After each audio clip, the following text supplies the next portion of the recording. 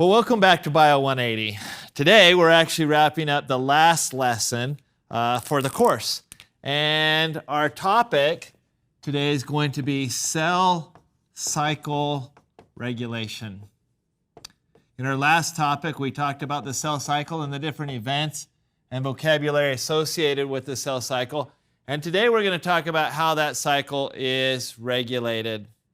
And so we'll talk first. I want to go over a little bit of one of the original experiments that led to our understanding of cell cycle regulation, and talking about a protein that we're going to call MPF for right now, and then we'll go into more detail of that.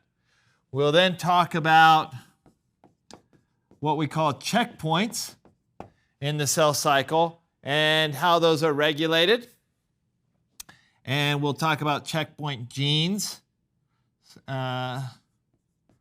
Genes. And then we're going to move into a discussion and wrap up talking about cancer and how cancer is related to the cell cycle regulation.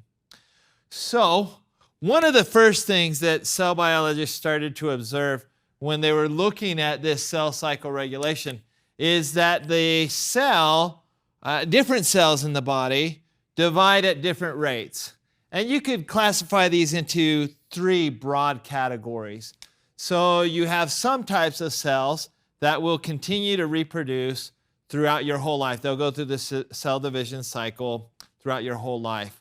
Some of these you might be able to suspect, for example, your epithelial cells, skin cells, are constantly dying and being rubbed off or sloughed off to the environment. And so those cells have to be replaced. And so your skin cells are a type of epithelium cell that are constantly being replaced throughout your lifetime. They never stop dividing. Similarly, the epithelial cells that line your gut, on the inside of your gut, for example, in your stomach, the acidic environment and digestive environment there requires a constant replacement of that gut epithelium as well. You have blood cells will divide, or at least the progenitor to blood cells will be dividing throughout your entire life. So there's this group of cells that divide throughout your entire life. There's another group of cells represented a lot of times in the muscle tissue and certain nerve tissues where they will divide through development, and then they hit a certain point at which they differentiate and become specialized, and then they never really seem to divide again. And so that would be the opposite extreme. You got rapidly dividing all throughout your life and then never dividing throughout your adult life. And then in the middle, there's cells that seem to slow down or stop dividing, but then maintain the ability to start dividing if they're needed for repair, growth, or other functions. And so you can reason from that, just that very simple observation, that there's something that controls whether a cell divides or not. And of course, as scientists, as biologists, we want to know what it is that controls that cell division. So, some scientists got together and they did a simple experiment. They took two cells. So they took a cell that was in G1 phase, and we learned about what that was. So this cell would have a nucleus, and then its DNA would be in the uncondensed state in here, and so the nucleus would look something like that. And then they took a cell that was in the N phase, or mitosis. And so here we don't have a nucleus. The nucleus is broken apart. The chromosomes are condensed. So they took it in prometaphase. They're spread throughout. And then, of course, we have the formation of the spindle apparatus that's going on. And so that cell would look like that. So they had these two cells, and what they decided to do was sample. So here's a long needle coming in. So they sampled some of the cytoplasm of this cell and then injected it in that cell, and they sampled some of the cytoplasm of this cell. They didn't exactly inject it in the same cells, but of this type of cell, and then they injected in that cell. And they were looking to see what would control this and what would happen to these cells. And it turns out that this cell did nothing when it was injected with this cytoplasmic fluid. But this cell, when you injected it with cytoplasm from a mitotic cell, would start to undergo mitosis. And so what would happen is you would get the condensation, the nuclear membrane would disappear. The chromosomes would start to condense. Right here, instead of the X structure, I've drawn them as an I structure because remember, this cell has not gone through S phase. The chromosomes haven't duplicated. So they started to condense even though they hadn't been duplicated. And you would actually start to form a spindle in here. And so it looked like it was this cell was trying to go through mitosis, even though it wasn't going to work because the chromosomes hadn't been duplicated and you couldn't split them. It would go through all the events of mitosis. So this converted into a mitotic cell. And so the scientists reasoned, well, there's something then in this cytoplasm that we pulled out and when injected caused this to undergo the events of mitosis. And so being scientists, there was a lot of different things in that cytoplasm, a lot of different proteins. It could have been a small molecule, a messenger molecule of some type. So they started to do what we call fractionations of it. So they would take that cytoplasm and try and divide it into increasingly smaller portions of different components. So the protein components and the small molecule components, and then they'd inject both of those and see if they got the same effect. And one would work and the other one wouldn't, so then they'd focus on that one and they'd take it and fractionate it further into its components until they could get down to a single component. And what they did finally do is they did get down to a single component. So what causes mitosis? That was the question that they were asking. And they finally got down to a single component. It was a protein. And they could inject this one protein into a cell, and that was sufficient and necessary to cause mitosis. And this protein they named appropriately the mitosis promoting factor, or MPF. And that's what they called it. So that makes sense, the mitosis factor promoter, because it's a factor that promotes mitosis. So every once in a while, biology makes sense. Now, once they knew what this protein was, they started to do a lot more research on it. And what they found, this general name now, we know a lot more about this mitosis promoting factor. In fact, we know that it's not just mitosis promoting factor, but that it promotes a lot of the stages of the cell division cycle. And so let's look a little bit more closely at this mitosis promoting factor and what it does and what it is. The mitosis promoting factor is actually a combination of two different proteins. So together, this would be MPF.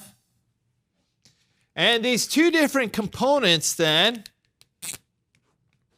are the following. One of them is called a cyclin. We'll make the circle a cyclin. In fact, maybe we'll write cyclin right here. And then the second component right here is called cyclin dependent, we'll abbreviate that, kinase. And so just as a review, a reminder, a kinase is a protein that is an enzyme that is able to take ATP and it hydrolyzes ATP, so hydrolysis, into ADP, and then you've got some kind of substrate.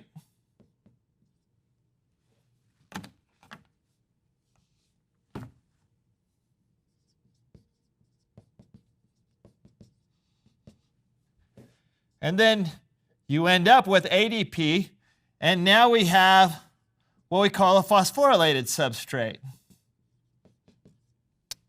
as represented by the P with this circle around it. So what a kinase does is it carries out this reaction of taking an ATP molecule and using the phosphate to phosphorylate some kind of substrate. And we saw several examples of kinases in Unit 4 when we went over metabolism. We also saw some phosphorylation happening earlier in our transport, looking at the sodium-potassium pump. So this is another example of those kinases. Now, what kind of kinase is it? Because there's many kinases in the cell. Well, this one is a cyclin-dependent kinase, meaning that it depends upon something called a cyclin for its activity. And that is, in fact, what this combination does. So what they learned was there's two things going on here. The two parts are each responsible for different activities or functions for the overall protein. The cyclin is the regulatory subunit. So we call this the regulatory subunit. Now, what do we mean by that? The cyclin is what determines whether the whole protein is on or off. If the cyclin is present, then this whole protein, there's actually a couple different regulation steps on it, but the cyclin is necessary for it to become active. If the cyclin isn't present, then the MPF won't exist or won't be active. So it determines the on-off activity. The cyclin also determines the substrate. So remember, we said kinases take a substrate and phosphorylate it, but which substrate does it take? And that is determined by the cyclin subunit.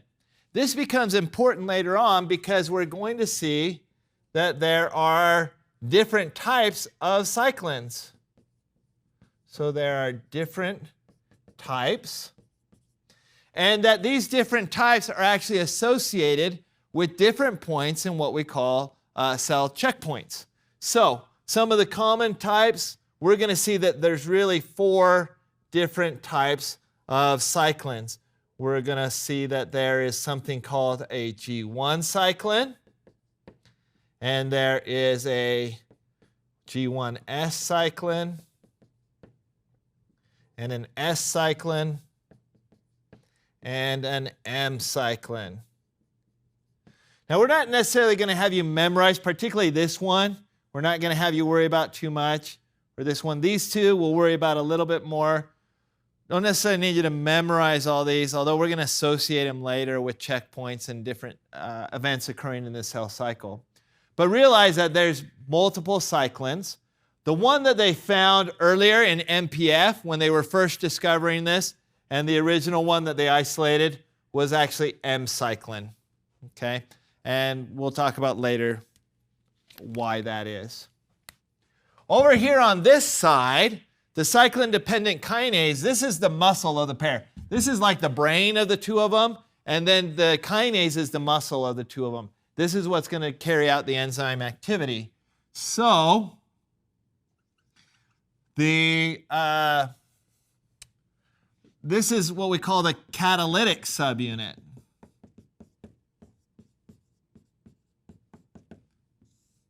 And what that means is this has the enzyme activity.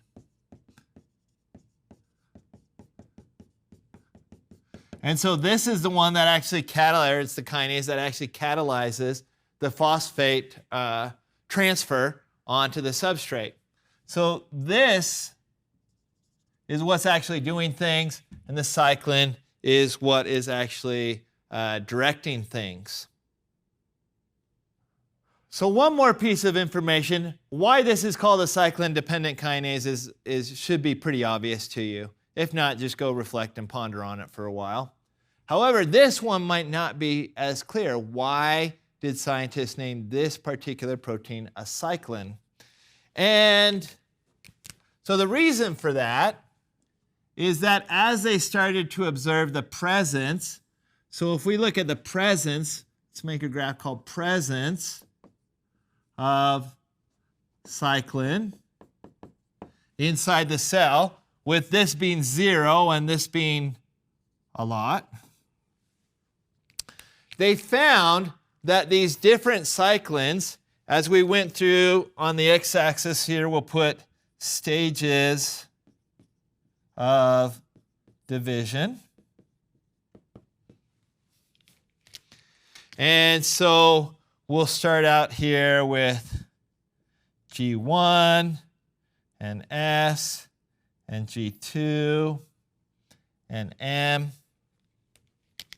And what they found was these different cyclins, as they would sample the cell throughout the cell cycle, they pull it out and then run it through their machines to test and see if the cyclins were present at all. They would find some interesting patterns. So, for example, they would find a pattern like this, where if this was the M cyclin, it would not be present in G1 and S. And then in the late part of S phase, the levels would start to go up. They would hit a peak, and if you look at activity, it peaks right here. And we activate the protein. And then you would go through the beginning. So this part, this is prophase and prometaphase. And then it would rapidly drop off right here. And then you would start another cycle. So you'd have G1, and it would go, and then it would rapidly rise and then fall down in the second cycle. And so you would see this cyclical pattern of rising and then falling, and then it would rise and fall again, and then it would rise and fall again. And it would be in this cyclical or cycle-like pattern. There would be another one, like if we looked at S in green. So it would come up, and it would start a little bit earlier. So it comes up actually and peaks in S, and then it falls down about the same time. And so this would be what the levels of S cyclin would look like. And then they would look at the G1 cyclins. They would obviously peak right here during G1, and then they would kind of fall off, and then they would start to rise again in G1. So that would be the G1 cyclin. And so each one of these cyclins had a different high point. And what was happening in humans, it's a little bit more complicated. In yeast, it turns out there's only one cyclin-dependent kinase. And then what controls its activity, what phase is it working on or controlling, is determined by which cyclin it's bound to. And so it's modular. You can flop this cyclin out, you can take M cyclin out, you can put S cyclin in. Still the same enzyme, but it is acting on different substrates to cause different things to happen. And that's the way the system works. In yeast, there's only one. In humans, there's a couple of different cyclin-dependent kinases specific for the cyclins, but the same idea is at play in that you have these rising and falling levels, and depending upon which cyclin-dependent kinase activity is dominant, determines which phase of the cell cycle you're in. And so that, it turns out, is what causes mitosis. Now, if we come over here, let's look at how we've been learning about these cyclin-dependent kinases and cyclin combinations. Now let's come back over here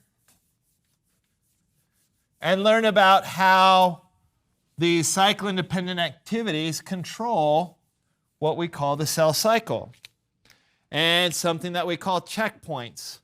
So now we're going to talk about checkpoints. So to talk about checkpoints, let's go ahead and draw the cell cycle again. So we drew this in our last lesson. And we'll go ahead and start right here. We'll draw a line and another line right here. And remember that we called that the G1 phase. And then we had our S phase. And then we had G2. And we had cytokinesis. And we had in here, we had mitosis. And that's how the cell cycle looked. Remember that we were making these observations based on what was happening under the microscope inside the cell. And so we had some clear distinctions that we were looking at. It turns out, though, that if we were to ask the cell where it drew its own boundaries based upon its biology and its cell signaling events, it would look sort of like this, but would look a little bit different. So let's erase this. This is what you're familiar with. Let's see what it will look like from the cell's perspective. So first of all, remember we said G2 was kind of a continuation of S phase? And that's all the cell sees. It doesn't really have any boundary here between the S and the G2 phase. It does have a boundary here at the end of the S phase going into mitosis, and it does have a strong boundary right here moving into the S phase. So we'll leave those. And here under mitosis, although cytokinesis and mitosis are different events, in most cases one is proceeding after the other without necessarily a lot of control. But the cell would add a new barrier right here, and we wouldn't call this cytokinesis. But from the cell's perspective, this occurs right at metaphase that we learned about. So right at the metaphase-anaphase split. In fact, let's write metaphase here and anaphase here. And although the cell would recognize sort of that it's two cells and divided, this movement from telophase cytokinesis into G1 is as far as regulation goes, maybe not as strong, although we are splitting the cells in half, so maybe we'll redraw that. So this would be the split. And then we'll be back in G1. And this is how the cell would visualize itself. Well, right here we have the beginning of mitosis. This is pre-splitting of the sister chromatids, and this is post-splitting of the sister chromatids. It really only sees one point in there. And the reason why I split it up this way is because this then is based on what we call checkpoints. So the cell cycle has what we call 3 different checkpoints. The 3 checkpoints are going to be what we call the G1 checkpoint. Here we have the G2 checkpoint, and right there is going to be the M checkpoint. Now, what is a checkpoint? A checkpoint, as its name implies, is a point or a phase in the cell cycle where it pauses, collects and assesses information to decide whether it's going to go on to the next step in the cell cycle.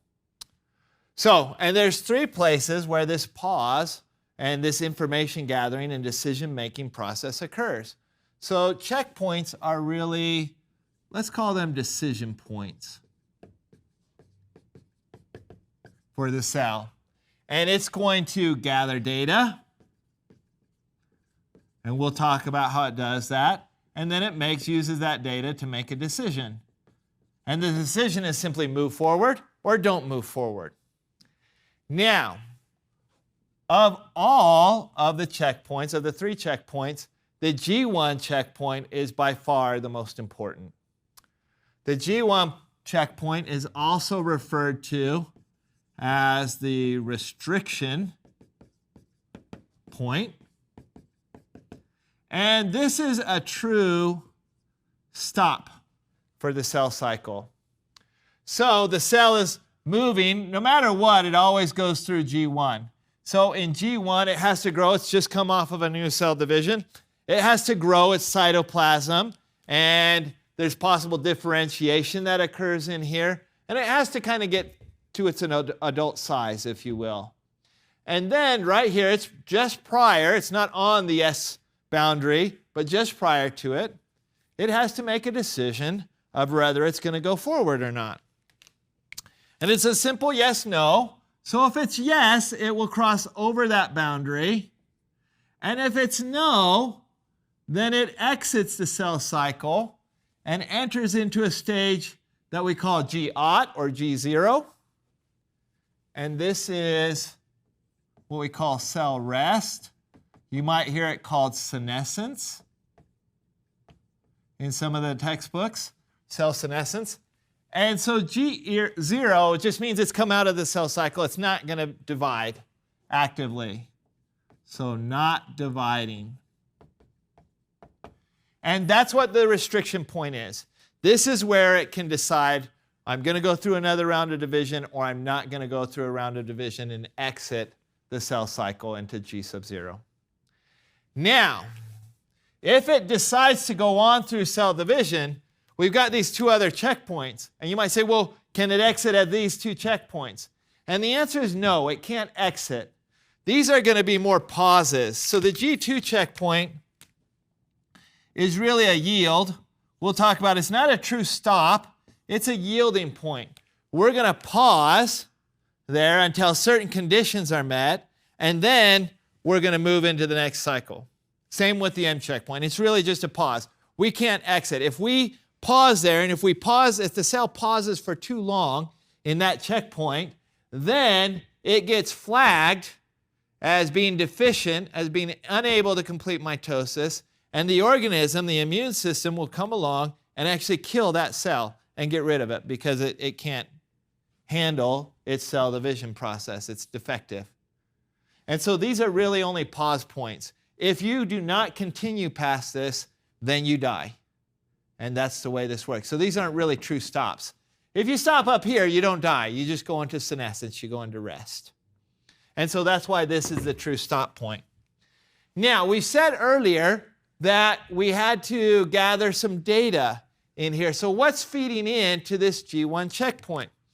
The cell is going to use cell communication, so signaling pathways, to gather data from both inside the cell and from outside the cell. So what are some things that the cell is concerned about in order to divide? Well, one of the things that it's looking at is, do I have enough nutrients to undergo a cell division? It takes a lot of energy. It takes a lot of building blocks to replicate all that DNA and all the proteins and histones and everything that's needed for the new cell. So one question it asks itself is, do I have enough nutrients? Another question that the cell will ask itself is, do I have enough space to divide? Is there enough room around me to divide, or is it too compact with other cells? And so this one often makes sense to students. This, another thing that the cell might ask itself at this point is, does the body want me to divide? And the body signals different cells to divide and grow based upon the presence of certain cell communication factors. We'll call them growth factors for right now, even though that's not totally accurate, it's descriptive. So, is the body sending out the right growth factors and giving me the okay to divide is essentially what it's asking for. If the body's not sending out those growth factors, then it would be kind of illegal to divide. It's not controlled. So it's looking for the presence of growth factors. It's also looking for something that we call anchorage. The way that the cells are programmed, in order to divide, there's just a programming, a safety mechanism in the cells that we'll talk about later, that says you have to be, in order to divide, you have to be anchored to some kind of substrate. And so one of the questions that gets asked at this point is, am I anchored to other cells around me, or to some kind of substrate. And so it goes through at least these 4 questions and others. We're going to come back to these requirements later when we talk about cancer and the regulation of that G1 checkpoint. But for right now, note that there's just several questions that are being asked. Notice that these are mostly external questions based on the outer environment. There's some internal ones too that possibly get asked, but nutrients is an environmental thing. Space, also environmental. Growth factors are coming from the environment around that cell, and anchorage is also an environmental or outside of the cell factor. So these are primarily looking at feedback coming from outside of the cell. If the answer is yes, we go into our DNA replication phase, in the S phase, and then we come to the G2. In G2, in order to cross over G2, what kinds of questions, what kind of data do we need to cross over here? Well, right here, the main question has to do with DNA synthesis, as you might imagine. So the question that's going to ask itself here is replication complete? And we're not going to go into the technicalities of how that question gets asked or the specific cell signal pathways, but that's the basic question that is asking. And then the other one is, are the chromosomes intact? Do we have any broken chromosomes in there? And that makes sense to ask both of these, because if we're not done with replication, we certainly don't want to start packing and dividing the chromosomes in mitosis. And if the chromosomes are broken, if they're not intact, if you've had, for some mechanical shearing or some other reason, let's say chromosome 1 was split into 2 pieces. Well, if you start undergoing mitosis, that means one of those pieces is not connected to the centromere and won't get pulled to the right side of the cell, as we learned last time. And so you have this large chunk of chromosome broken off and not getting divided. And that can be lethal to the cell. So that's what we're checking. Is replication done? Are all our chromosomes intact? If the answer to both of those is yes, then we will immediately and precipitously, rapidly jump into the mitosis stage. If the answer is no, then we pause until those 2 conditions are made. So the cell does have repair mechanisms in it that can fix the chromosomes and that can complete replication. So just a pause. Now, what happens at metaphase? In metaphase, at the M checkpoint, again, this is just a pause or a yield.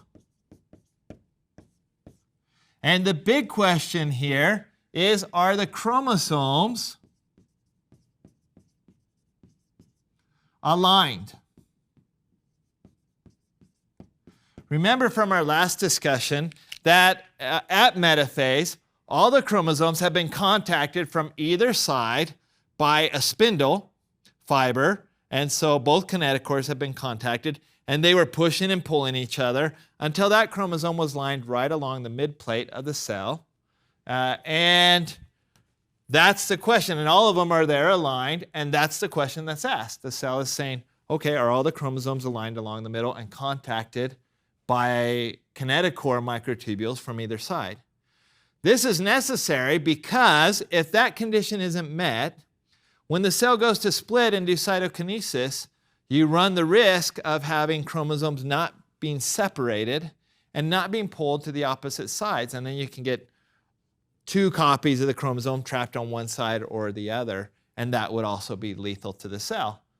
If it has them all aligned along the middle and contacted, then we flip the switch, and then they immediately start to both pull apart, and now I'm safe. Now I'm going to have a gap right down the middle. All the chromosomes will be divided because they were aligned and now split at the same time, and I'll be safe. So that is what's being controlled at the metaphase checkpoint. We talked earlier, let's use this map for one more thing. We talked earlier about the different cyclins and what dominated, which cyclins were there, and which cyclin-dependent kinase activities dominated at certain phases. And here's how that works. The G1 cyclin is building up. In fact, G1 and G1S cyclin are building up here during the early phases of G1 in response to certain factors inside the cell. So they're building up, and these are really what are going to determine whether we cross over that G1 checkpoint or not, is the buildup of these and their associated cyclin-dependent kinase activity. What these two together do, if everything is functional and working, then these build up the S cyclin, and S cyclin together with its CDK. So we often, instead of saying S cyclin, what I'm going to do is write this as, we call it S-CDK activity. This is the two protein components together. And S-CDK is what dominates the initiation of the S phase. So you have to have S-CDK active in order to do all the events to start the replication and the events needed for S phase.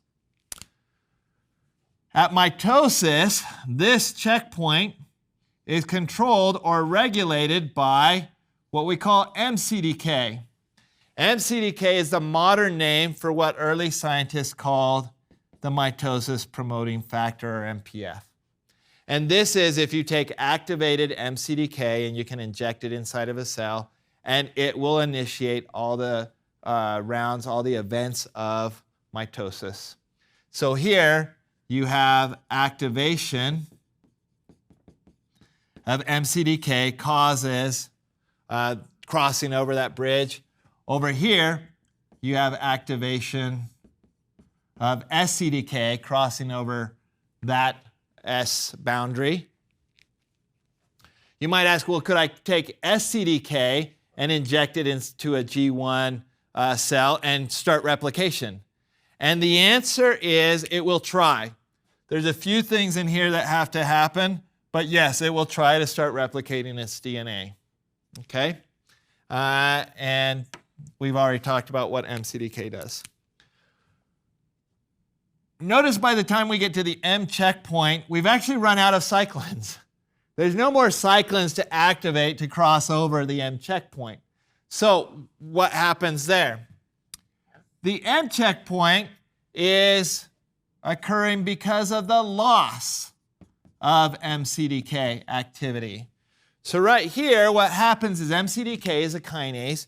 It's starting all the events of mitosis, nuclear degradation, chromosomal condensation, the formation of the spindle apparatus, all result from the activation of MCDK. And so you kind of have all these building up events leading to metaphase. And then at metaphase, an enzyme gets turned on that actually destroys the M cyclin, and it degrades the M cyclin. And so then what happens is the kinase activity is no longer present, so all the proteins that were phosphorylated and causing the events of mitosis to happen get broken down. They get dephosphorylated by an army of phosphatases that is just naturally present in the cell at all times. And so they go back and they wipe out all the phosphorylation events that occurred here. They get rid of them. And so then anaphase and beyond anaphase and telophase are just really a loss of all the MCD activity. So you phosphorylated the chromosomes and they condensed. You dephosphorylated them and now they uncondense. You phosphorylated the nucleus or proteins in the nucleus and it fell apart. You dephosphorylate it and it comes back together. And it's not quite that simple, but that's basically what's happening.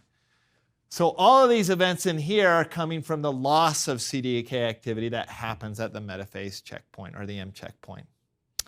And so those, we've talked about checkpoints. We've talked about where the cyclins and CDK activities are present and whether we're gaining activation of the CDKs or loss of the CDKs and how they're regulating this entire cell division cycle process. Now, let's come over here and talk about how this relates to cancer. So now let's talk about how what we've learned about the cell division cycle and its regulation refers to a disease or a condition that we're all aware of, which is cancer. And one of the first things we need to understand is what cancer really is.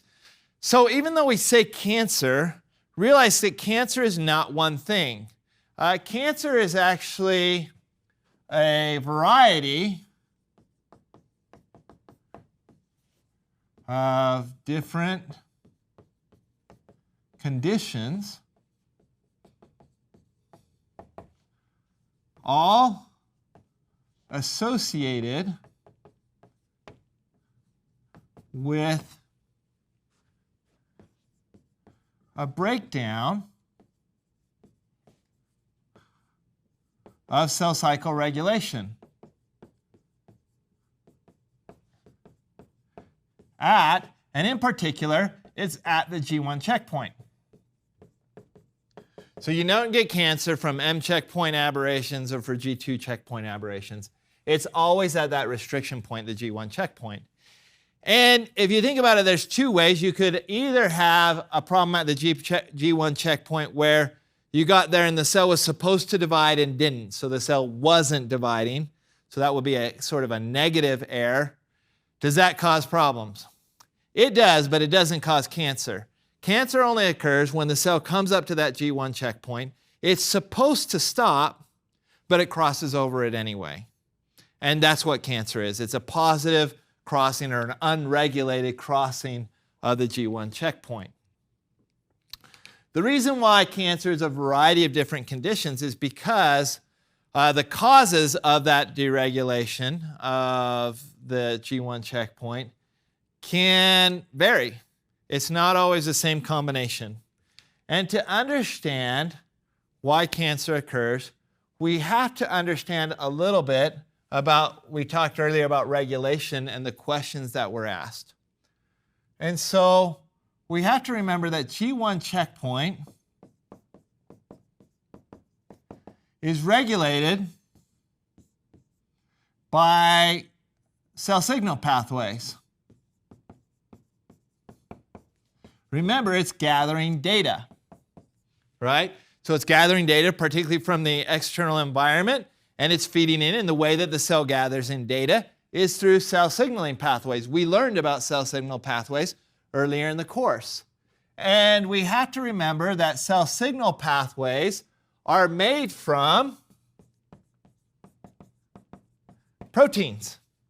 And we learned that, for example, a protein kinase A signaling pathway, or you have different kinds of receptors, or maybe it's a CAMP pathway or a IP3 pathway, but all of those signal pathways were made out of proteins.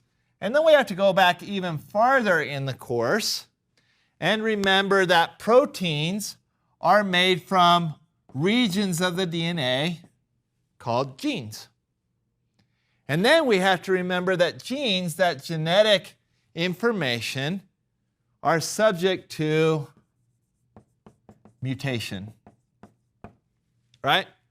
So you'll have normal genes that make normal proteins, that make normal cell signal pathways, that correctly regulate the G1 checkpoint, and then everything's normal.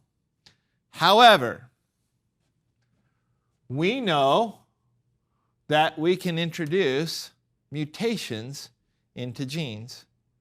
And those genes can then affect the proteins, making them not normal. And then those proteins can affect the cell signal pathways. And those cell signal pathways then can affect the G1 checkpoint and cause it to illicitly or illegally, if you will, cross over that G1 when it's not supposed to. Now, let's look at a couple, let's go a little bit more specifically into two of these. When we talk about cancer, and let's look at the genes right here. we estimate, and this could be a good estimate, it could be a bad estimate, but that there could be as many as 200 to 300 genes that are associated with cancer because they're building some of these cell signal pathways. So it's not all genes inside of the cell will lead to cancer. Getting a mutation doesn't mean you're going to have cancer, but getting a mutation in the genes that affect the G1 checkpoint can lead to cancer. And so we have about 200 to 300 genes that are involved with these cell signal pathways.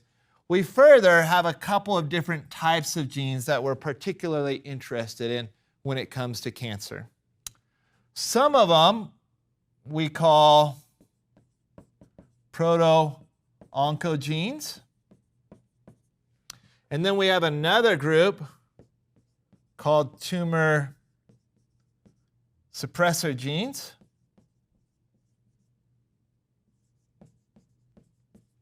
And then there's a third group that we call DNA repair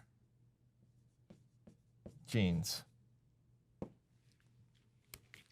And I'm going to associate these a little bit further and say that proto-oncogenes, proto means before or leading to, and then onco is the Greek word for cancer, and then genes is the word for genes. So proto-oncogenes are genes that potentially cause cancer. That's literally what it means, is potentially causing cancer genes. And I'm going to say that proto-oncogenes are going to create what I'm going to call Go proteins. And tumor suppressor, as their name implies, these are genes that naturally suppress tumors or cancer and keep them from happening. And I'm going to call tumor suppressor genes will encode what I'm going to call stop proteins. And then DNA repair genes just create DNA repair proteins.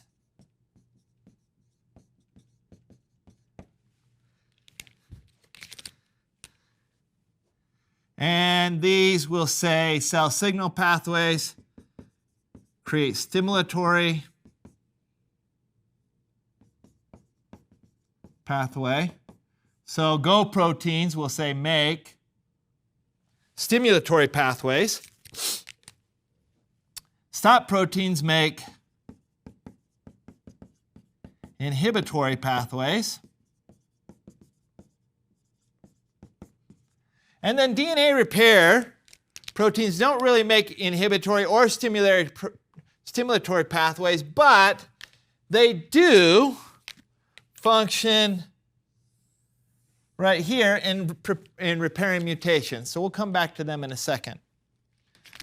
So what happens at the G1 checkpoint is, remember, we have multiple data inputs coming in. There's multiple pathways. Some of those pathways are what we call stimulatory, meaning that as they're activated, they cause kind of like a go vote at that G1 checkpoint. So imagine you have inside the cell all these this protein congress, and they're deciding on to cross over the G1 checkpoint. And some of those pathways are naturally representing the go vote. So if they're elicited, if there's enough nutrients, then someone raises their hand and says, nutrients are good, we're a go. And that's the function of that pathway. There might be another pathway.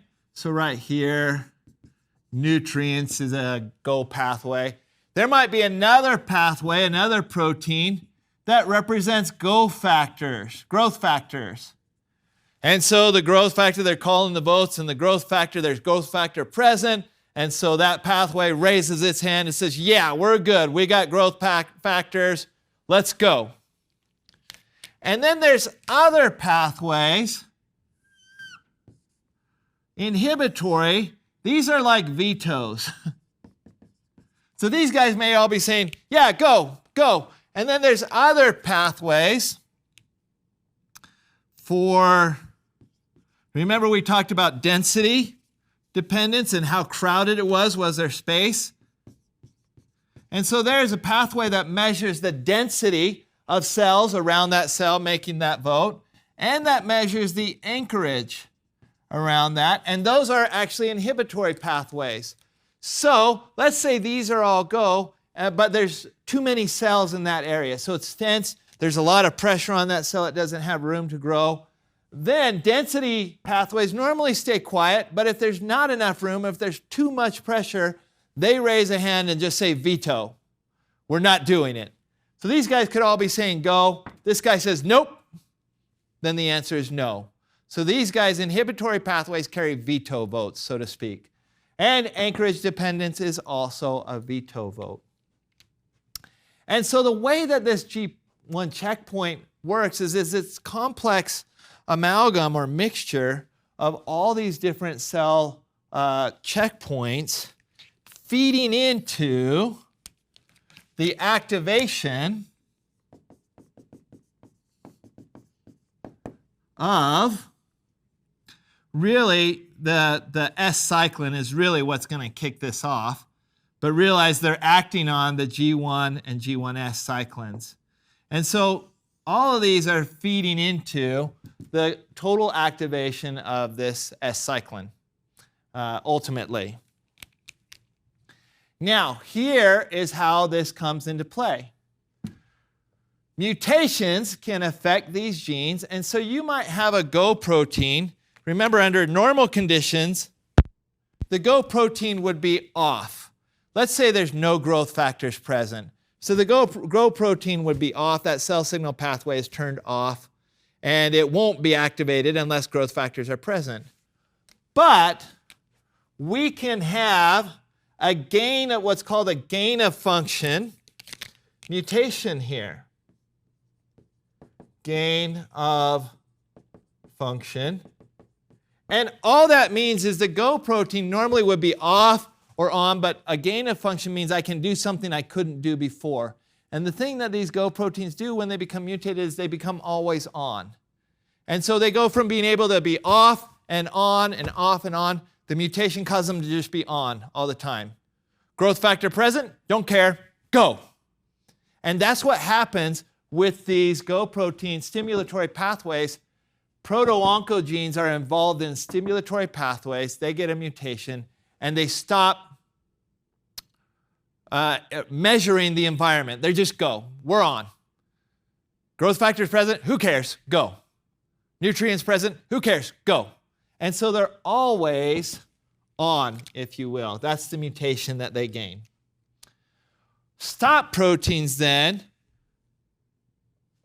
do the opposite. In stop proteins, you might give a mutation that causes what we call a loss of function.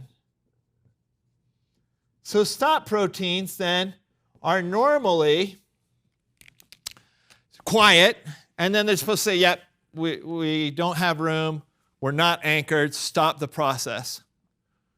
But if I mutate one of these so that they can no longer vote, then they can't stop that process. And so you can do a knockout of these stop proteins, and then it pulls out those pathways. They're no longer inhibitory. And so that's why mutating these can be damaging. These ones, mutating DNA proteins, is associated with cancer because mutations are happening all the time to GO proteins or to proto-oncogenes and tumor suppressor genes. But during the replication cycle, during G2 and that repair and editing, they get fixed. DNA proteins go in there and they fix those problems, and they keep a lot of these mutations from going forward. And so they fix them. On the other hand, if you start to mutate the DNA repair genes, then you don't have DNA repair proteins anymore. And so then you get more mutations going through, and you're more likely to get these problems occurring. A good analogy for this that we often use is then GO proteins. If we put the cell cycle akin to or make the analogy of a car being like the cell cycle, GO proteins then represent the gas pedal. And stop proteins then represent the brakes. And the DNA repair proteins then represent a mechanic. And so when you mutate the Go proteins, it's essentially like if you've ever driven a car that had a sticky gas pedal. And so you push down on the gas pedal and it goes forward, but then when you let off the gas pedal, the car keeps going forward because the gas pedal was sticky. And so that's a problem. However, just like our car, let's say the gas pedal is sticky, it keeps going, but the brake is still good. So I slam on the brakes, the engine's revving because of the gas pedal, but the car stops because it's under the control of the brakes. And so we're not going forward.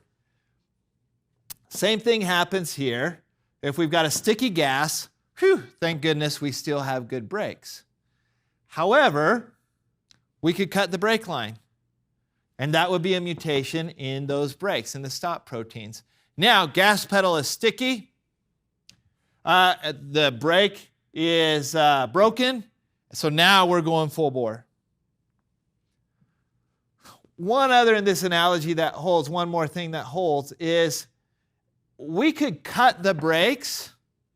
So the brakes could be bad, but if the gas pedal's still good, we're okay, right? Because our brake pedals, if I'm sitting still and I'm not going anywhere, it doesn't matter if my brakes are broken. I don't need brakes if I'm already still. I can even hit the Go pedal and move forward, and I'm still regulated. If I pull my foot off the gas, I will eventually, hopefully, slow down, and so I don't need the brakes in that case. So I have to knock out both the Go proteins. In order to get complete deregulation, I have to knock out both Go proteins and stop proteins. My mechanic over here, I'm only concerned about the mechanic because if I don't, this is akin, knocking out the DNA repair proteins is only a problem if I get mutations here. This is sort of like shooting my mechanic. If I get rid of my mechanic, is that a problem? No, not really, unless my car starts to break down. Then I can't fix it, and so that becomes a problem. So that's how these different types of proteins and the genes that make them are all interacting to lead to cancer. Now, one more thing with this model, and let's talk about this. Cancer, then, is a probability. Why is it a probability? Because mutations aren't a certainty. There are people who get cancer and others who don't get cancer, and we can't say, oh, you're going to get cancer and you're not going to get cancer. For example, I know of a gentleman who has smoked his entire life. He's now about 78 years old, never had cancer. Another person I know of actually died of lung cancer at age 32.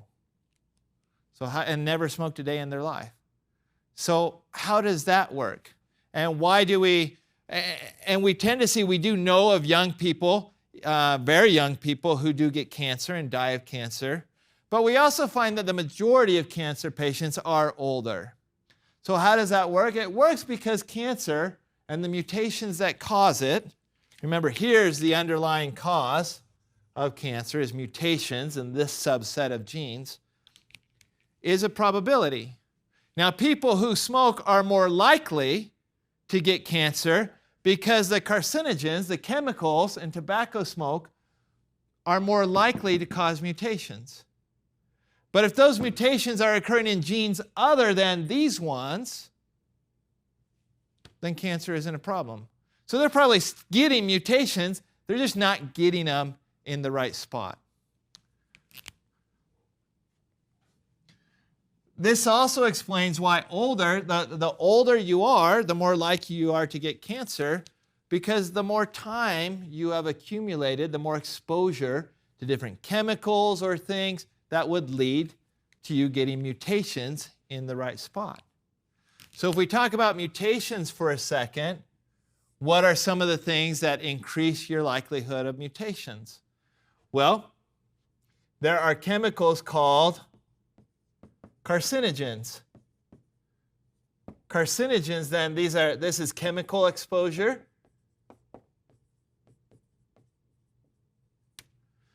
Carcinogens are chemicals that cause cancer. Literally, gen refers to genesis or creation of, and then carcino refers to cancer. So you can be exposed to different chemicals.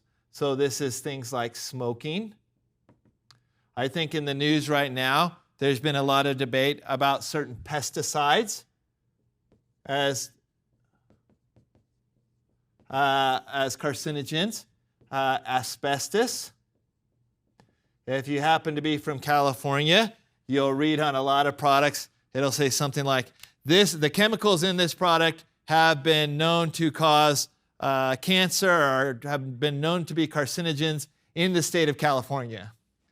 That always makes me laugh a little bit because then I think, well, if you cross the border into Nevada, are they no longer carcinogens? And the answer is no, they're still carcinogens. It's just California has very high levels or tolerances. And so we have carcinogens. UV light. Exposure to UV light. The more exposure you have to UV light, then that is also a carcinogen, or this will also cause mutations.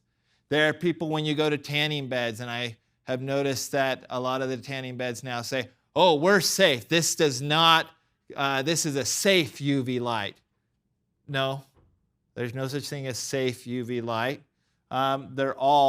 They might be more low powered. They might have a lower probability of causing mutations, but all of them will cause mutations. So you have carcinogens, you have UV light. Sometimes there can be what we call a family history. So to explain family history a little bit, can you inherit cancer? The answer is no. Cancer is not an inheritable disease per se. In other words, the fact that your mother had cancer or died of cancer does not mean that you are going to have cancer or die of cancer. But what it does mean is, remember that you inherited from your mom certain genes. You inherited from your mom one copy of each gene in your body, and then you inherited from dad another copy. So that's your parental, and that's your maternal gene. And so remember, we said that you can mutate these proteins or these genes in here. And it turns out that this is why you have two copies, is for every gene in your body, you actually have a backup. You have two copies of it. And oftentimes, depending on whether it's a gain of function or a loss of function, for a loss of function, you have to knock out both copies. If you have one good function, you're okay. If you have one functioning copy, then you're okay. So here's how family history works. You won't inherit cancer, but for that particular gene, mom might have given you a bad or a knocked out version. So you only have one copy. That means you're twice as likely to mutate that one copy and then have that condition pass on. So even though you can't inherit cancer, you can inherit a propensity for cancer or family history. And so that's why you will see some families that tend to have more cancer in their pedigree charts. So that's the family history component. There is, well, I guess most of us don't worry about this too much, but radiation. So things like X-rays or gamma rays. We talked about these earlier in the class. Those can cause mutations. So exposure to a nuclear reaction blow-up site like Chernobyl or 3 Mile Island can cause radiation that can lead to mutations and cause cancer. And the last one, so you might say, well, I'm good. I don't smoke. I never go out in the sunlight. My family history is good, and I don't go walking through Chernobyl, so I'm good, right? Almost. It turns out that there are two other things that are almost impossible to avoid. One of them is something called free radicals. And free radicals, what they are is they're molecules or atoms that have an unpaired electron on them. I'm not going to go into more detail than that. But free radicals, when they're created, will actually go in and attack the DNA and cause mutations in the DNA. And there's really no way we can avoid free radicals because free radicals are actually a byproduct, or one of the most common sources of free radicals, is from us breathing oxygen. In the cell respiration pathway, the electron transport chain, the oxygen we breathe in is supposed to be made into water, and then we get rid of it. But in some cases, as a byproduct, there's a wrong reaction that occurs and we create what's called an oxygen-free radical.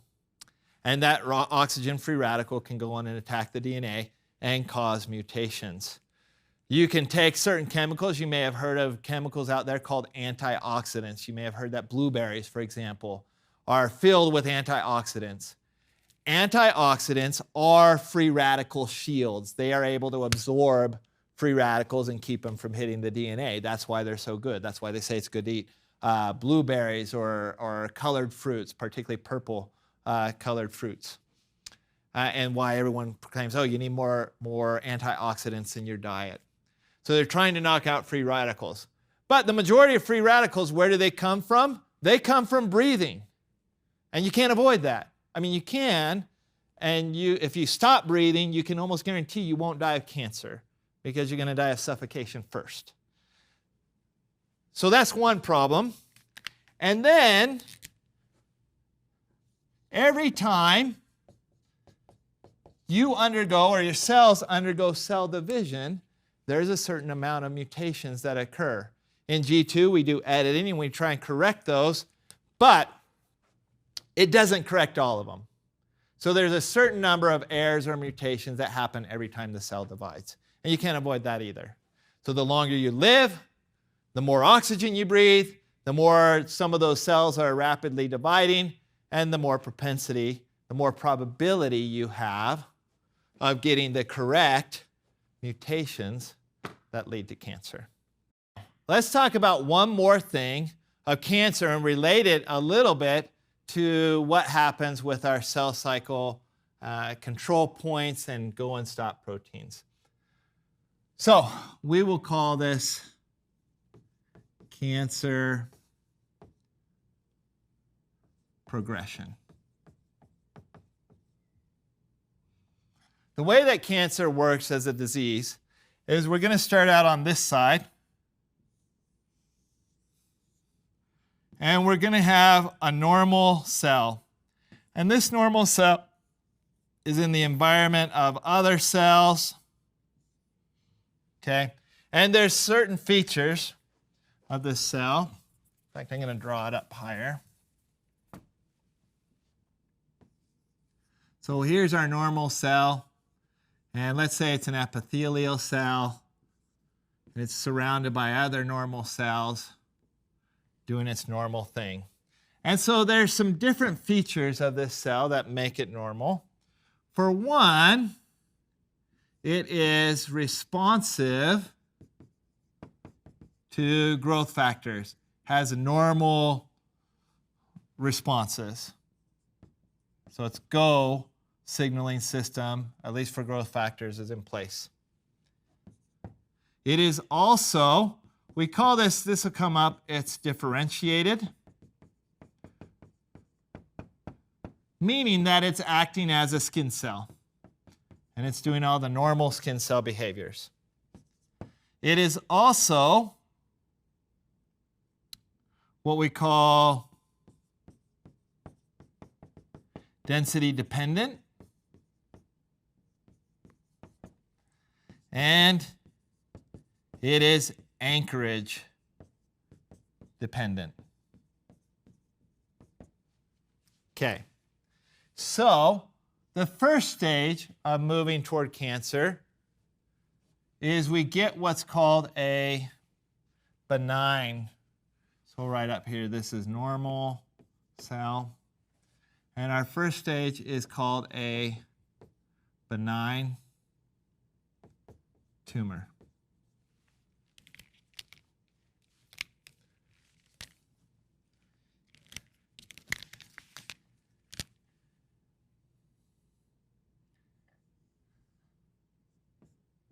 So here's your benign tumor. And what happens in your benign tumor is we start to lose. What really happens is right here, we get mutations.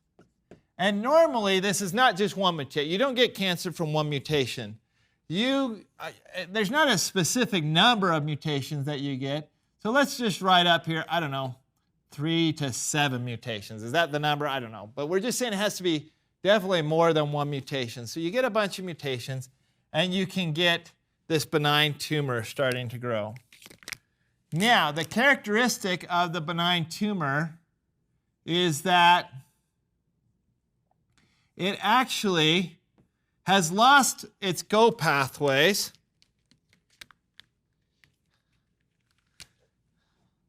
So here, it is non-responsive to growth factors. So now it started dividing, even though the body hasn't sent out growth factors, it's not supposed to divide, but it's gotten rid of its Go pathways, and so it starts dividing. It is oftentimes still differentiated, and so it still behaves as skin cells. They're just rapidly dividing. The other thing that happens is that it's still density dependent. So as that tumor mass starts to grow, particularly inside of a tissue, it can get to the point where it crowds the other cells around it and they push back against it. And so then the tumor stops growing because of the density dependence response. So they're still density dependent. And they're still anchored to a substrate. So they still have anchorage dependence. This is important to know that a benign tumor is not cancer. It's a tumor, but it's not cancerous. It's not really a problem. In fact, in many cases, it would be more harmful to go out and remove that benign tumor than it would to actually just leave it there. And so some physicians, if you go to the doctor, you say, look, I'm worried about this. I've got a tumor, I think. And they're going to look at it, and they're going to say, yeah, you do have a tumor. It's a benign tumor. It's growing, but it's kind of still regulated. If it's like in your brain or internal organ, it's not going to make sense to pull that out. If it's maybe on the surface of your skin, they might say, yeah, let's go ahead and take that off so we don't have to worry about it. But anywhere internally that requires surgery, it's not worth it. And they'll just leave it because it's not really cancerous. The danger of benign tumors, they will probably say, let's come back and let's keep looking at it. Because the danger of benign tumors is that those benign tumors, or the cells in those benign tumors, can accumulate more mutations. And they can become what is referred to as a malignant tumor.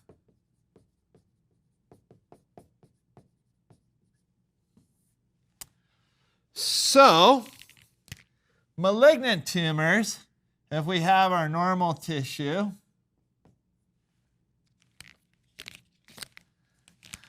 what malignant tumors start to do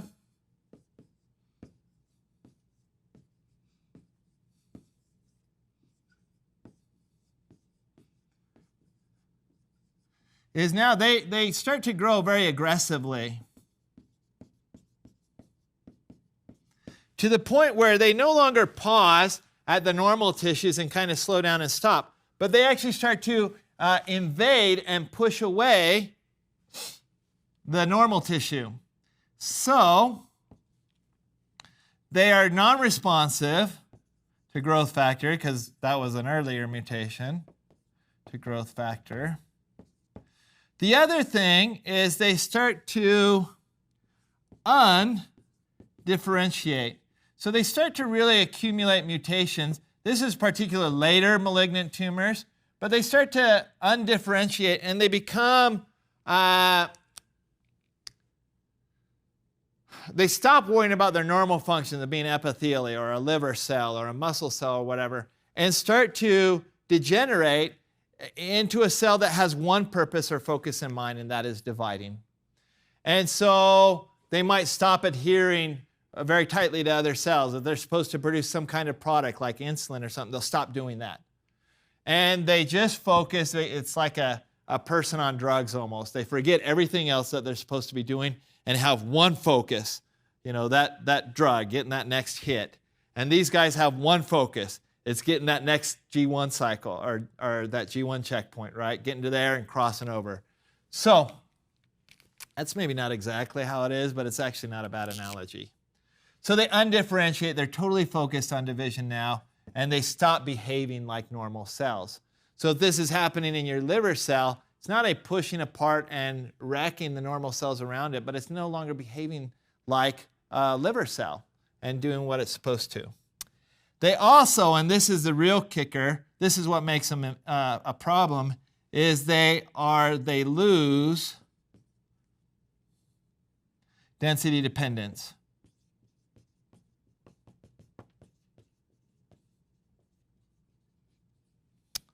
They still, however, have anchorage dependence, and that's the one saving grace of these guys. They are localized. So right here, they lose density dependence. They are aggressive. We would even say they're invasive of surrounding tissue. But here, and this is a good thing, they're localized. They can't leave. If this is a tumor that has started, say, in the breast tissue or in the prostate, it's localized to the breast tissue or the prostate. Okay, it has to be anchored in that spot. So you can treat these, for example, with surgery. You can go in and you can remove that prostate gland, you can remove that breast, you can remove the tumor, say, out of the brain or out of the liver, keep it from growing, right? So these can be dealt with surgery. You can use radiation, you can do chemotherapy to try and kill these back. But they are aggressive and they can cause problems. People rarely die of just a malignant tumor. If they remain at this stage and it's caught, people rarely are going to die of a malignant tumor in just one location, unless it's really big and really at a critical site like the brain or something. But most times, malignant tumors are treatable, particularly if they're caught early enough. The real danger of malignant tumors is that malignant tumors, because they're rapidly dividing, they're aggressive, they're invasive, is that they accumulate more mutations, and they tend to accumulate them more quickly than at the other stages. And then you get our third stage. So we'll now draw this tumor mass. Kind of looks, all these cells are spreading out. It's still localized. But the last thing that we start to lose then with these last set of mutations is, one, it's still non-responsive. It is undifferentiated.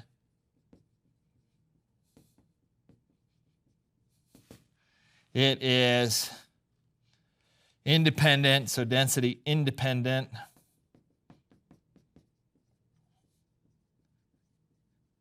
And now we also become anchorage independent.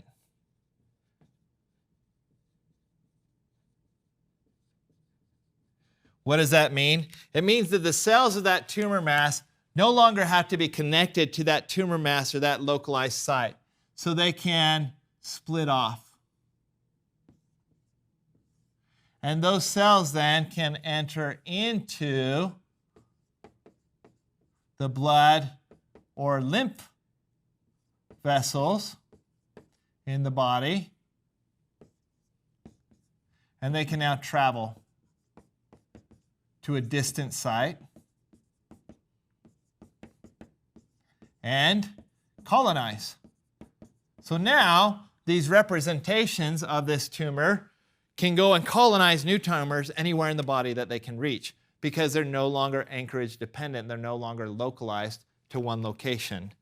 And so this is where you get the spread of tumors all over the body.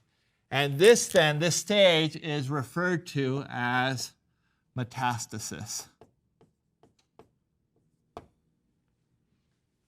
Okay? And this then is the real danger. Once you have a metastatic tumor where it's starting to spread, now it becomes really difficult to control. You can't cut it out because they're literally growing all over the body. You can start to be aggressive with things like radiation, although radiation tries to focus a chemical or a radiation beam at a particular site. It treats malignant tumors better. It's very difficult to irradiate the entire body. At this point, there's certain cancer drugs that you might be able to take, and there's a lot of treatments going on for these late-stage cancers to try and cure them and get rid of the rapidly dividing cells. But this is very difficult to treat because it's hard to find a single cell that might colonize a new tumor in the body. So this is, once it's gone metastatic or you have a metastatic tumor, this is where the doctors say, okay, you got 2 months to live or 3 months or 2 weeks to live, depending on which stage you're at with this. And so eventually then, the next stage is, of course, just you get death of the individual because you have colonies of tumors spreading all throughout the body. They're popping up in different organs and disrupting organ function and requiring nutrients to grow. And so that's what leads to death of the individual.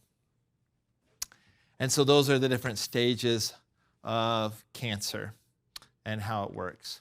And so with that, we'll close this particular lesson. I know we're going to end on a really cheery note. But that's how cancer works. And this is maybe to think about Bio180 and what it comes down to, the reason why we learn about these things. So if you look at this lesson and we're learning about cancer and the causes of cancer, the reason we learn about these things is so that we can understand it and cure it. If we understand what's going on with cancer in the different stages, that knowledge gives us power to overcome it. And to understand cancer, the thing that we wanted to solve or cure, the problem we wanted to solve and cure, we had to understand cell division. To understand cell division, we also had to understand cell signaling that we talked about. We have to understand things like radiation, and we have to understand the different molecules involved, proteins and DNA and genes and replication, and all these different processes that we've been teaching you throughout the entire semester are all contributing to us being able to understand and then eventually cure cancer. And so let's leave you on that note and invite you to continue your learning in Bio181, where you'll learn even more about the cell and some things that pertain to cancer as well. Thank you.